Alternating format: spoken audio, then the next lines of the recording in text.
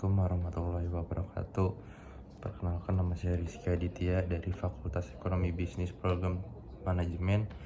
Di sini saya akan mempresentasikan ujian akhir semester mata kuliah Bahasa Indonesia. Di sini saya diberi tugas yaitu untuk menulis karya tulis ilmiah. Karya tulis ilmiah saya ambil dari mata kuliah kewarganegaraan, yaitu tentang makalah kewarganegaraan wawasan Nusantara oleh dosen pengampu Bapak Adriandi Ahmad SSMIP dari MJ22A, Program Studi Manajemen Fakultas Ekonomi dan Bisnis Universitas Al-Azhar Indonesia. Ada daftar isi, lalu ada kata pengantar, daftar isi, dan pendahuluan. Berikutnya latar belakang, rumusan masalah, tujuan, dan manfaat. Yang kedua, pembahasan ada hak dan kewajiban warga negara, hak warga negara, hubungan hak dan kewajiban sebagai warga negara. Ada dasar hukum kewajiban negara. Lalu ada penutup itu ada 3, kesimpulan, saran, lalu ada daftar pustaka. Yang pertama ada kata pengantar. Kata pengantar itu adalah puji syukur penulisan kehadirat Allah Subhanahu wa Ta'ala yang Maha Esa, karena dengan rahmat karunia serta taufik dan hidayat miliki dan penyelesaian sebagai tugas mata kuliah kewarganegaraan yang berkaitan materi wawasan Nusantara. Lalu berikutnya ada bab pertama, pendahuluan, latar belakang. Salah satu persyaratan mutlak harus dimiliki oleh sebuah negara dalam wilayah kedaulatan di samping rakyat dan pemerintahan yang diakui. Konsep dasar wilayah kepulauan telah diletakkan melalui Deklarasi Juanda 13 Desember 1957.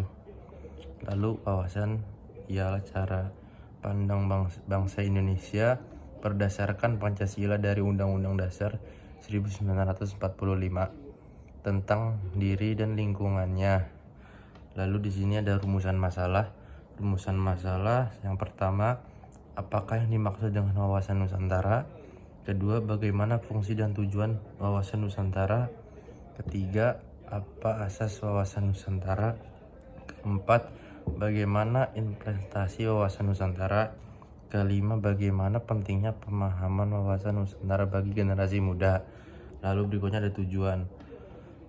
Tujuan ada 3, yaitu yang pertama untuk memenuhi tugas mata kuliah pendidikan kewarganegaraan, lalu memaparkan mengenai wawasan Nusantara secara lebih jelas.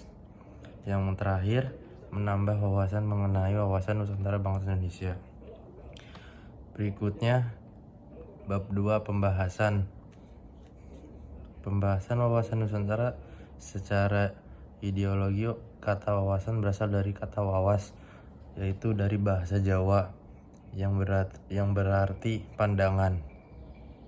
Lalu berikutnya, wawasan Nusantara merupakan sebuah konsep yang memiliki cara pandang bangsa Indonesia terhadap bangsa, masyarakat, dan wilayah yang mengedepankan kesatuan dan sifat Nusantara, meliputi daratan, lautan, dan udara. Nusantara dapat diterjemahkan sebagai wawasan Nusantara ialah kesatuan bangsa. Konsep tersebut bertujuan untuk menumbuhkan kesadaran nasional yang kuat. Lalu ada tujuan dan fungsi wawasan Nusantara. Tujuan wawasan Nusantara yaitu mewujudkan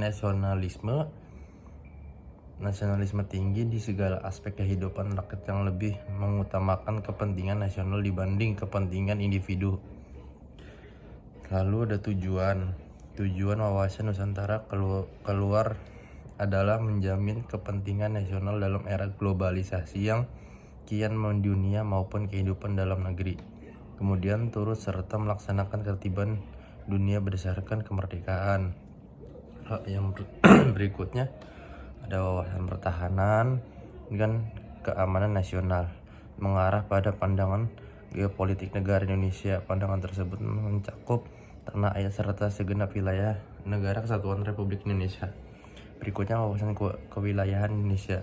Ini adalah termasuk pemahaman mengenai batas wilayah Indonesia agar terhindar dari potensi sengketa dengan negara lain. Yang berikutnya ada konsep ketahanan nasional.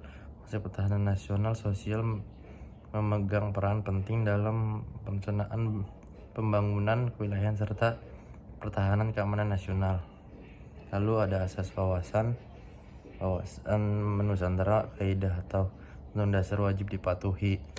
Yang berikutnya ada asas solidaritas, adalah perasaan emosional. Lalu ada asas kejujuran, ada asas kesamaan tujuan, ada asas keadilan seluruh elemen. Berikutnya kelima ada asas kerjasama serta koordinasi tersebut. Berikutnya implementasi wawasan Nusantara, yaitu ada 4.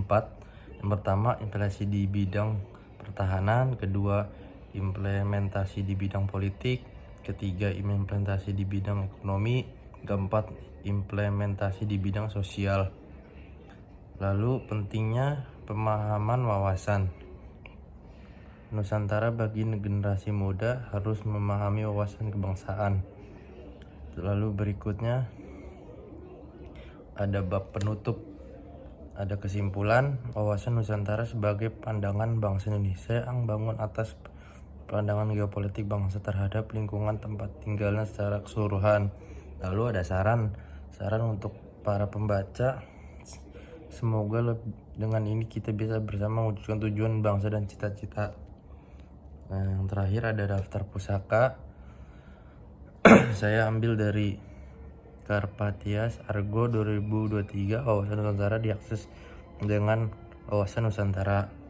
Lalu ada Aris Muhammad 2021, wawasan Nusantara pengertian asas tujuan fungsi dan implementasi diakses dari www.greenmedia.com. Lalu ada Arif Nasrul 2003, pentingnya pemahaman wawasan kebangsaan bagi generasi milenial. Lalu ada Hestu Cipto 2003, hukum tata negara, kewarganegaraan dan hak asasi manusia. Lalu ada Universitas Atmajaya Yogyakarta. Terima kasih. Wassalamualaikum warahmatullahi wabarakatuh.